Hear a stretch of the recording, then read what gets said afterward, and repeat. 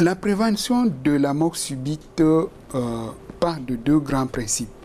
Le premier grand principe, c'est de dépister les personnes qui sont à risque de faire une mort subite, identifier les maladies et les soigner. Et le deuxième grand principe, c'est bien évidemment d'évaluer si le risque est très élevé et chez ces personnes-là, implanter un appareil qui permet de prévenir le risque d'emballement du cœur, ce qu'on appelle un défibrillateur cardiaque. Nous y reviendrons.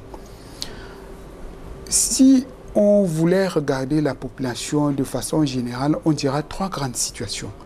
La première situation, vous n'avez pas de maladie à risque de mort subite et vous avez moins de 35 ans.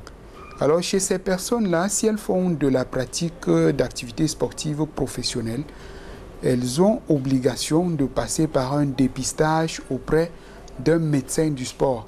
Et j'allais même dire au mieux auprès d'un cardiologue du sport pour évaluer l'état du cœur et leur signer à ce moment un certificat de non-contre-indication à la pratique de l'activité sportive professionnelle. La deuxième situation, les gens ont moins de 35 ans et ne font pas de l'activité sportive professionnelle, et bien ces personnes-là peuvent pratiquer normalement du sport sans avoir besoin de précautions particulières.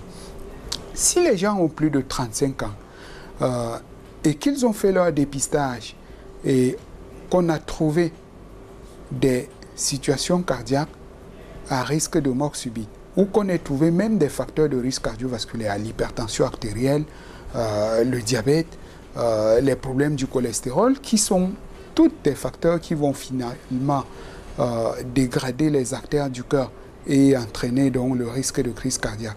Et bien, ces maladies-là, il faut les soigner pour limiter les chances de survenue d'une crise cardiaque.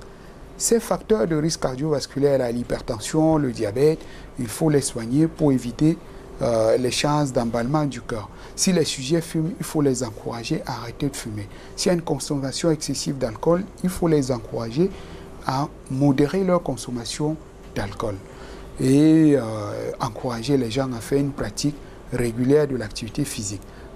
Brièvement, chez ce groupe de sujets-là, on dira qu'il faut identifier les ennemis du cœur et il faut gérer ces ennemis du cœur en se faisant accompagner par son médecin. La troisième grande catégorie concerne donc les personnes qui ont une affection cardiaque diagnostiquée et qui sont traitées pour l'affection cardiaque et laquelle affection cardiaque est à risque de mort subite. Les médecins et notamment les cardiologues savent très bien évaluer quel est le degré de risque de mort subite chez ces personnes-là. Et si le risque de mort subite est très élevé, eh bien chez ces personnes-là, on recommande l'implantation d'un défibrillateur cardiaque.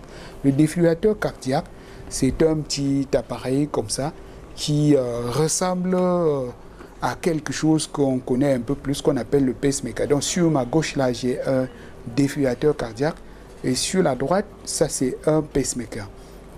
Et donc la technique d'implantation, c'est la même chose, mais tout simplement, le pacemaker, lui, c'est un traitement du cœur lent et ça permet donc à ce moment-là d'éviter les cas de mort subite qui sont dus au cœur lent. Tandis que le défibrillateur cardiaque, lui, c'est un appareil qui a pour rôle essentiel d'arrêter l'emballement du cœur une fois que le cœur a commencé à s'emballer, d'arrêter la fibrillation ventriculaire et par conséquent donc de prévenir le risque de mort subite. Dans la peine et la douleur,